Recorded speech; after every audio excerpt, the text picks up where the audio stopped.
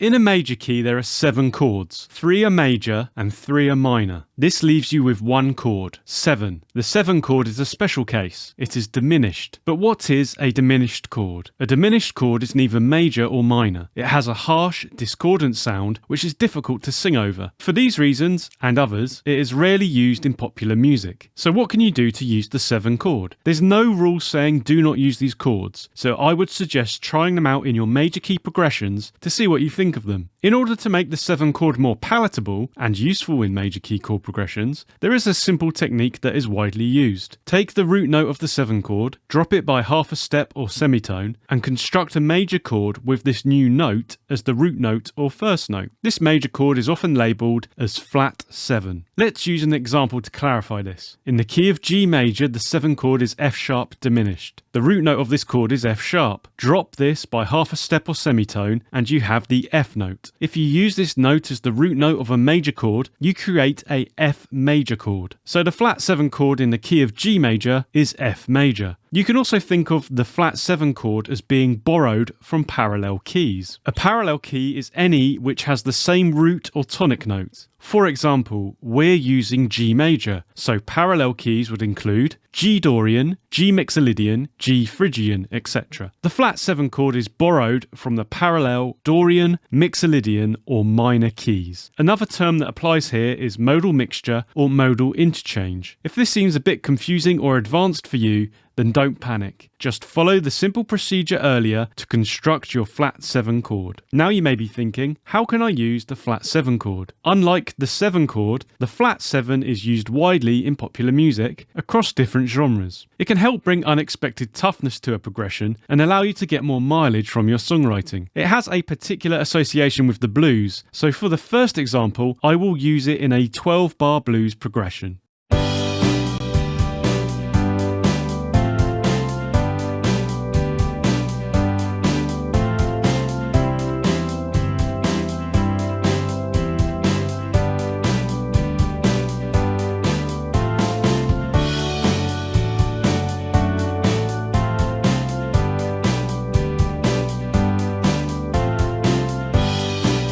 Because it is a borrowed chord and uses notes from outside of the major scale, the flat 7 can't be treated exactly like one of the other chords in a key. In order to avoid harmonic confusion, unless this is what you want, it is best to approach the flat 7 chord from the 1, 2, 4 and 6 chords. For example,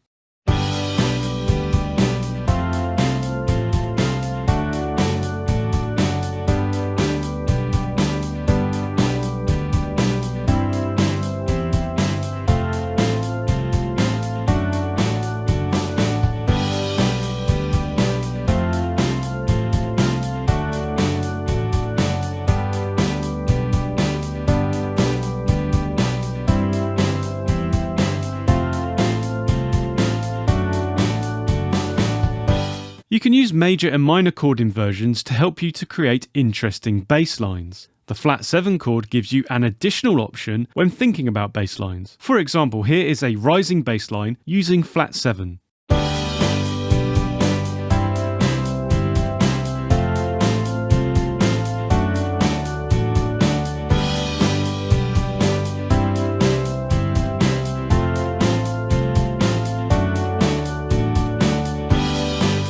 Using the inversions of the flat 7 chord can open up chord replacement opportunities. The first inversion has the same bass note as the 2 chord, so could be used to replace it. The second inversion has the same bass note as the 4 chord, so could be used to replace that. This means you can recycle progressions with these chords and swap out a chord for the relevant flat 7 inversion. This could be used in later repeats of a progression to generate new interest. For example, a standard 1-6-4-5 progression could become 1-6, second inversion flat 7, 5.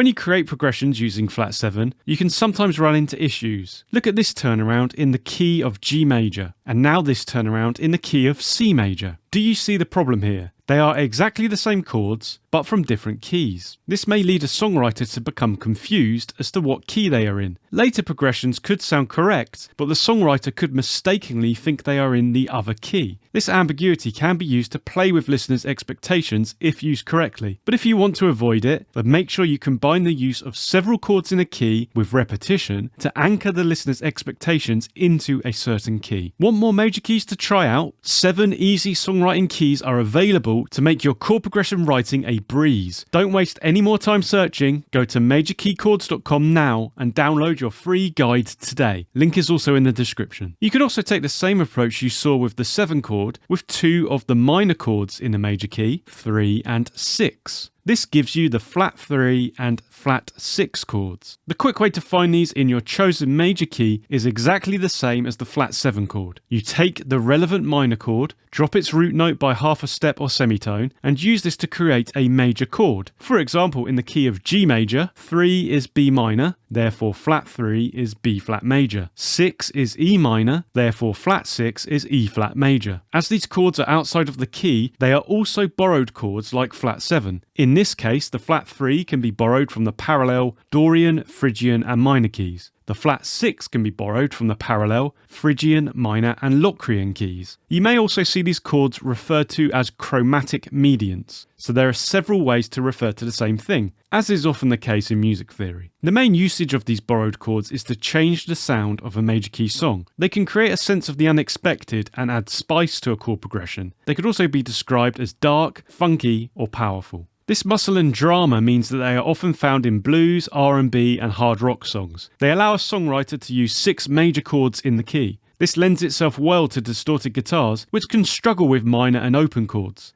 They can toughen up a sequence, especially when replacing the minor 3 and 6 chords. They can be used in turnarounds and make powerful contributions to the intro or bridge, or contrast a verse with a chorus. The main point is that if you like the sound of these chords, then use them in your progressions. You can of course experiment with these flat chords in any way that sound good to you, but if you want a few pointers to begin with, I'll show you them now. Please note that the examples will be in the key of G major. When using the flat 3 chord, consider moving to the 4 chord. For example,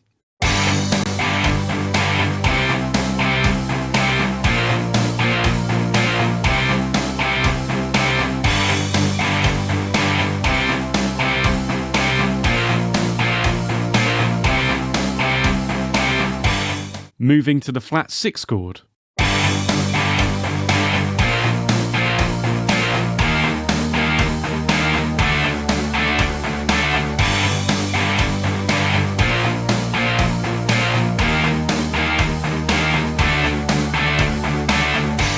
Moving to the flat 7 chord.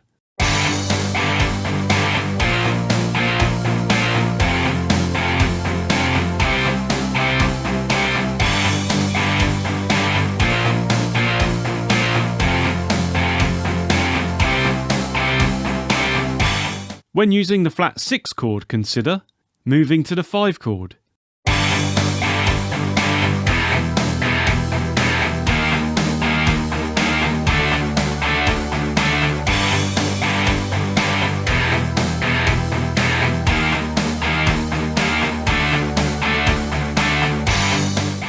Moving to the 1 chord.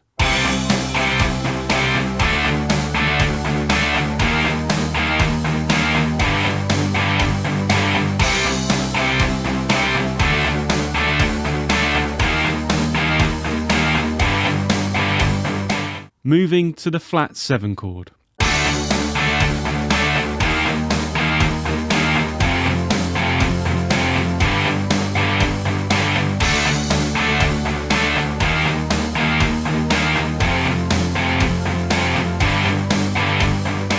As with any triad, you have 2 inversions available when using the flat degree chords. These inversions can be used as substitutions in your progressions, maybe generating some interest in a later repeat of a song section. For the flat 3 chord, the first inversion has the same bass note or root note as the 5 chord, and the second inversion has the same bass note as the flat 7 chord. For the flat 6 chord, The first inversion has the same bass note as the 1 chord, and the second inversion has the same bass note as the flat 3 chord. For example, a progression of 1, 1, 5, 4 could become first inversion flat 6, 1, first inversion flat 3, 4.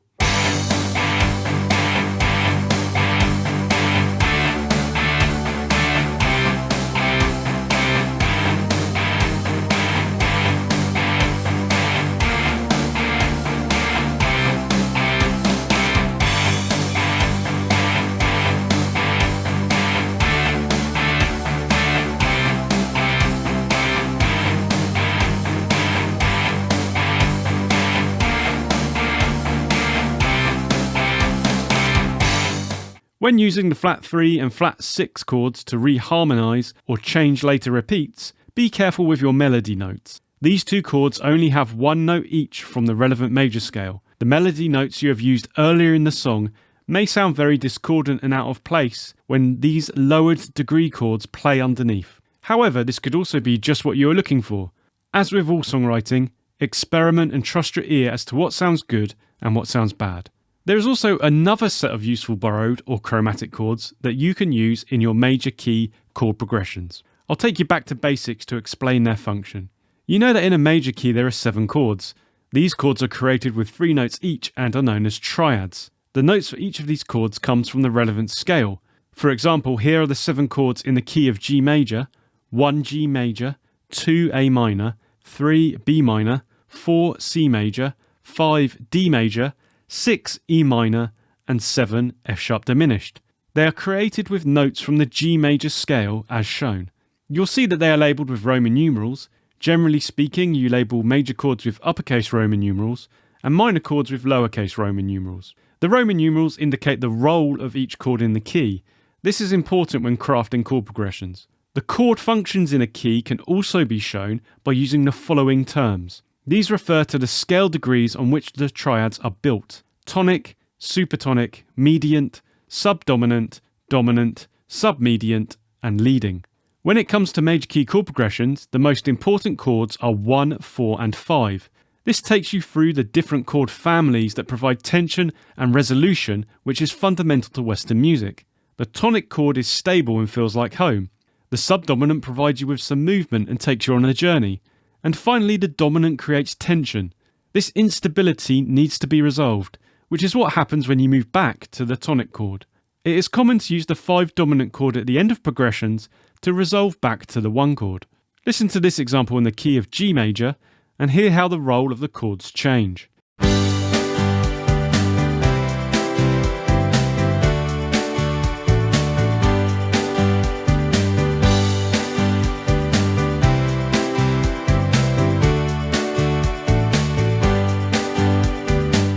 You now know what the dominant chord is and its relationship to the tonic chord.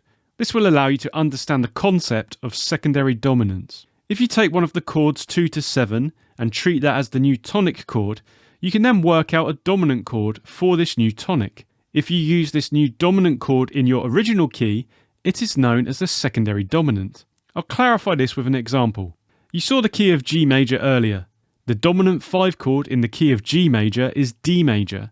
I'll now treat this D major chord as the tonic. The D major chord is the tonic or 1 chord in the key of D major.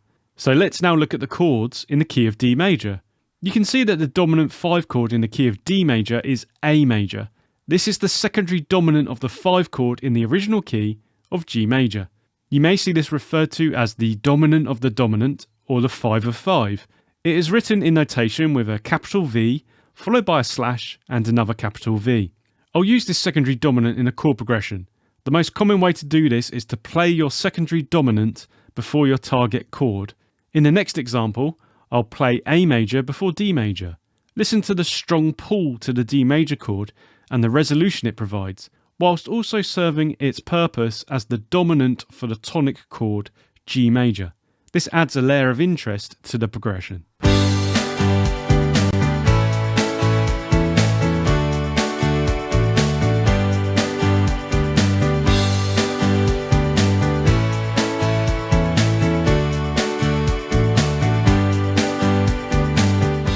Secondary dominant chords don't strictly belong in the key, as they introduce notes from outside of the scale, but they are widely used, and the strength of resolution to the target chord means that they don't sound out of place. Using a secondary dominant is like performing a mini key change, with the target chord being the tonic of this new key. It's like a brief glimpse into another key, but because you don't dwell on the new tonal centre, it is never established. It is very common to see dominant chords written with a 7 next to them. This indicates a dominant 7th chord. Dominant 7th chords further intensify the draw back to the one tonic chord and create what is known as a perfect cadence. Let's look at the previous example again, but this time I'll change the secondary dominant and dominant chords to dominant 7th chords. Listen to the difference this creates.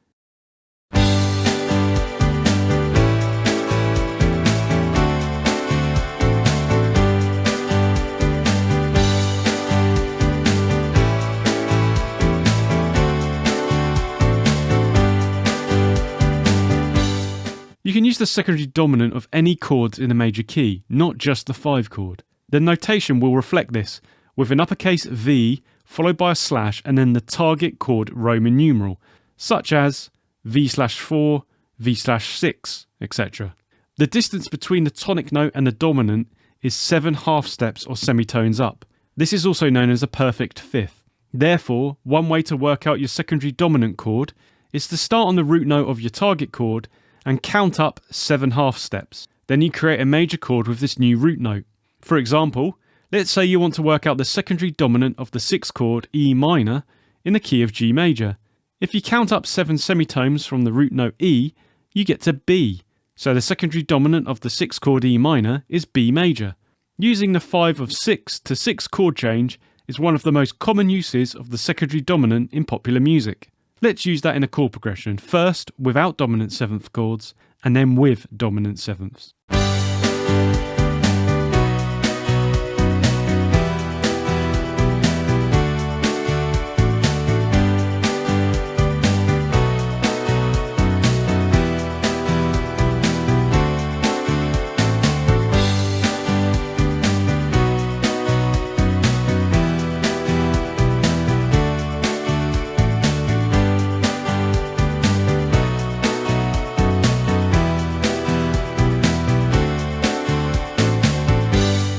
An interesting thing occurs if you work out the secondary dominant of the 4 chord.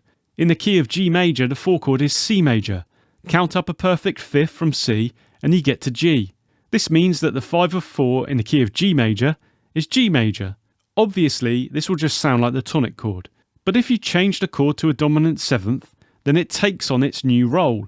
That's because typically you would turn the one tonic chord into a major 7th chord. Listen to the difference between them in the following progression.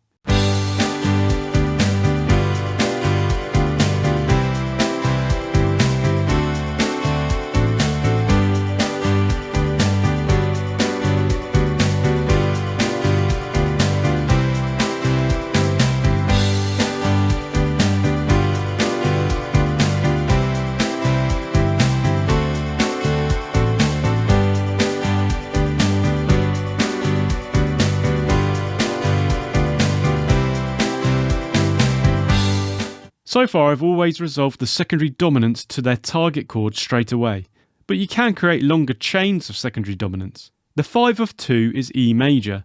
I'll make that a dominant 7th chord and use it to begin the progression. Typically you would resolve this to the 2 chord, which is A minor, but if you use the secondary dominant that is on the same root note, you can continue the chain.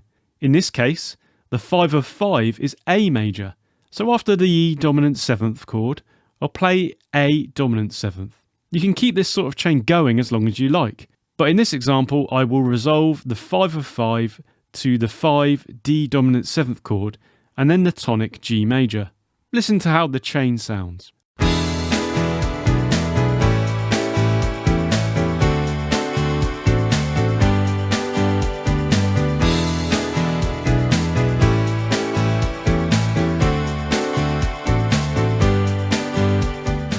Another idea you can explore is to not resolve the secondary dominant at all. This creates an interesting sound because the listener is expecting resolution, and when it is denied, a strange displacement is heard. Look at this example with the 5 of 6. You would typically play the 6th chord right after this, but instead I will completely ignore the 6th chord and carry on with the progression. Combined with not using any dominant 7th chords, listen to how this changes the feel of the progression. In the second half, I'll also experiment with chord inversions to highlight the descending nature of this progression. Always remember that inversions are available to highlight certain notes and create different effects within your chord progression.